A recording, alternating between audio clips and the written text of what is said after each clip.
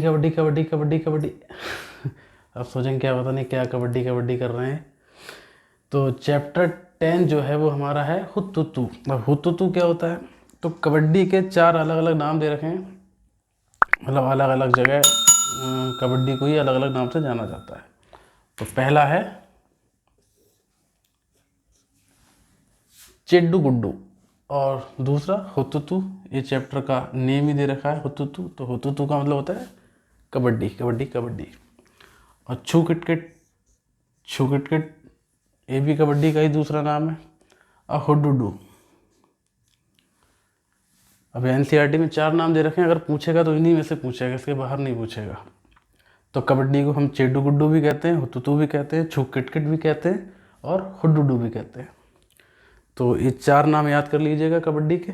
अब हम ये देखते हैं कि कबड्डी की टीम में कितने प्लेयर होते हैं। तो हर टीम में 7 प्लेयर होते हैं, 7 एक तरफ 7 एक तरफ। और एक प्लेयर शायद एक्स्ट्रा भी रखा जाता है, एक बार आप खुद चेक कर लीजिएगा इसके बारे में। एक एक्स्ट्रा प्लेयर भी होता है, एक्स्ट्रा। फिलहाल 7 प्लेयर रहते हैं दोनों टीमों में। अब हम पढ़ेंगे कर्णम मल्लेश्वरी जी के बारे में। कर्णम मल्लेश्वरी एक ऐसा टॉपिक है कि इससे सीटेट में भी क्वेश्चन आ चुका है। इस बार यूपी बीएड का जो एंट्रेंस हुआ था उसमें भी आया था कर्णम मल्लेश्वरी के बारे में। तो ये 10 पॉइंट हैं कर्णम मल्लेश्वरी जी के बारे में। आइए इन्हें देख लेते हैं और ज़्यादातर क्वेश्चन इन्हीं पॉइंट से मिल जाएंगे आपको एग्जाम में। तो पहला पॉइंट है कर्णम मल्लेश्वरी था वेट लिफ्टर। वो एक इंडियन वेट लिफ्टर है, हालांकि अब उन्होंने एक रिटायरमेंट ले लिया है। और she lives in Andhra Pradesh की रहने वाली हैं वो। थर्ड पॉइंट है हमारा, स्टार मार्क कर लीजिए इस पॉइंट को, बहुत इंपॉर्टेंट पॉइंट है। First Indian women to win a medal at a Olympics. पहली भारतीय महिला थी जिन्होंने हमें ओलंपिक्स में मेडल दिलाया। कौन सा मेडल? ब्रॉन्ज, कांस्य पदक। फोर्थ पॉइंट देखते हैं, she has one 29 medals in international event. International events में उन्हें अब तक 29 मेडल मिल चुके हैं, 29 मेडल्स। फिफ्थ पॉइंट देखते हैं, she started lifting at the age of 12 साल की उम्र में उन्होंने ट्रेनिंग स्टार्ट कर दी थी। और six point, she can lift a weight up to 130 kg। 130 kilogram तक वजन उठा सकती हैं कर्णम मल्लेश्वरी जी।